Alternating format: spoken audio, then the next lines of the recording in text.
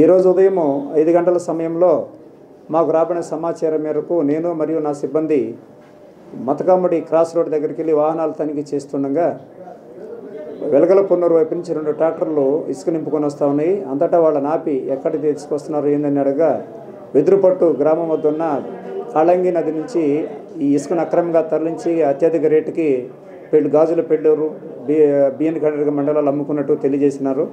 ఇప్పుడు ఇసుక అమ్మడము ఈ దొంగతనం తీసుకెళ్లడము నేరం కాబట్టి ప్రభుత్వం ఇటుపైన కఠినతరమైన చర్యలు తీసుకుంటుంది కాబట్టి అందులో భాగంగా వీరి మీద కేసు రిజిస్టర్ చేసి ఈరోజు వారిని రిమాండ్కి పంపించడం జరుగుతుంది.